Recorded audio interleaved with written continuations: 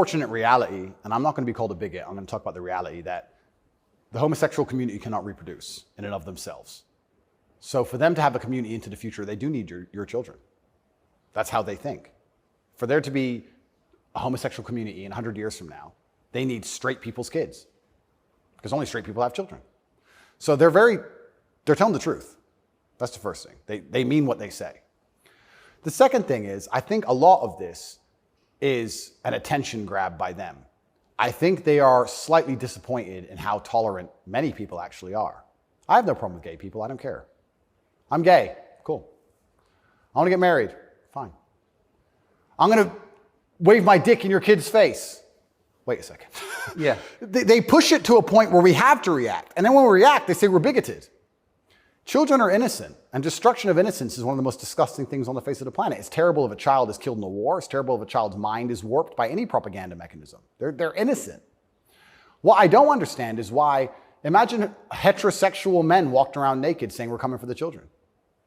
Well, someone gets shot. Absolutely. So why is it when you For good reason. Completely.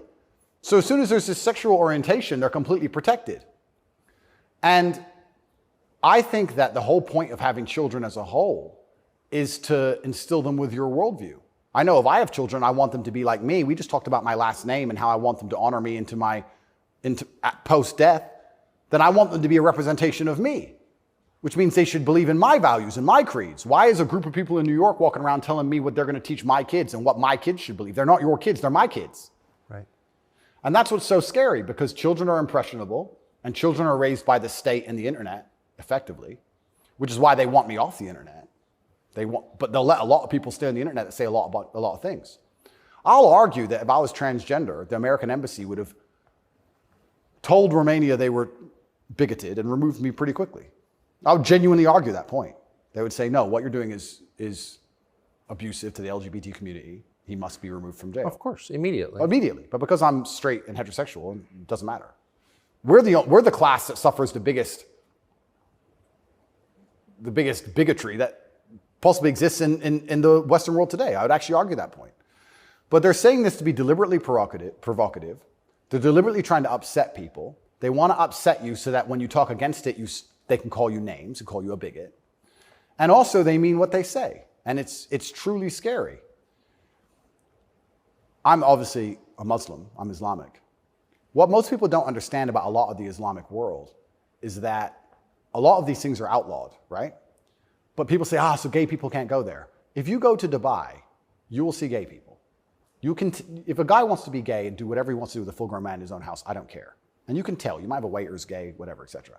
The only reason it's outlawed is not to stop a full-grown man meeting a full-grown man and doing what he decides to do. It's outlawed to prevent it bleeding into society and affecting the culture where the children are affected. That's why it's outlawed.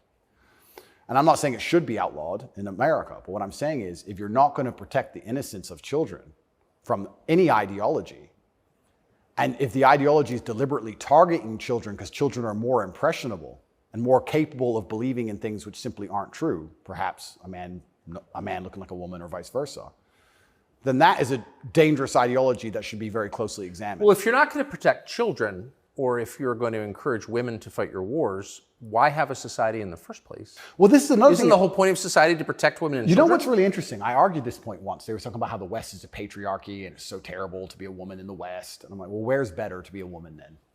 If it's not the West, please tell me. Pick another country besides America where you'd rather be a woman. It's garbage to begin with, but you're saying, America's a patriarchy and Americans are all misogynistic.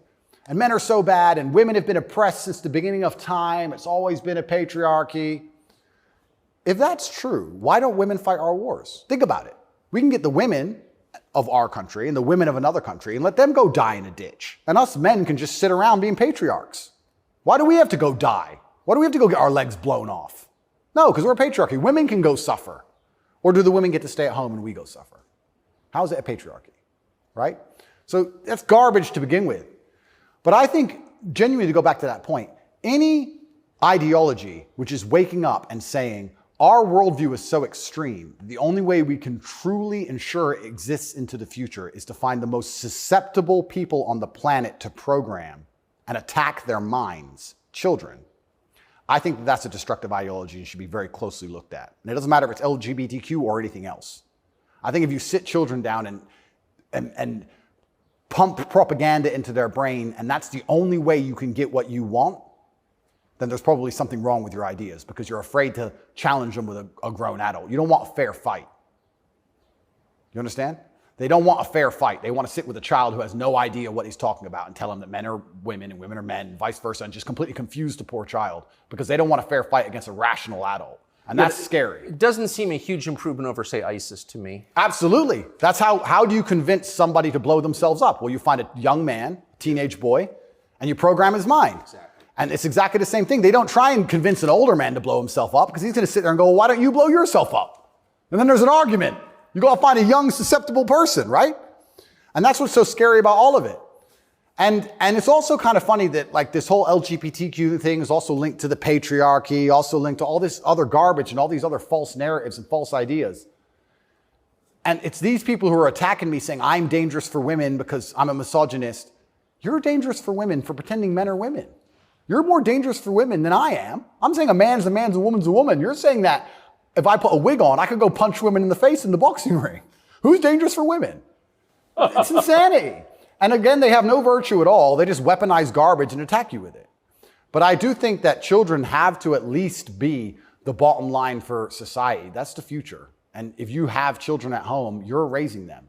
And if you struggle to feed them, the government doesn't care. They are yours, and they're your problem and your responsibility, and you deal with all of the stress and all the worry of them being out late at night and all the responsibility of taking care of them, and you went through hell for them to exist. You don't owe their minds to anybody else.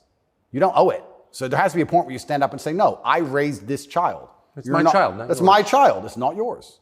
Absolutely.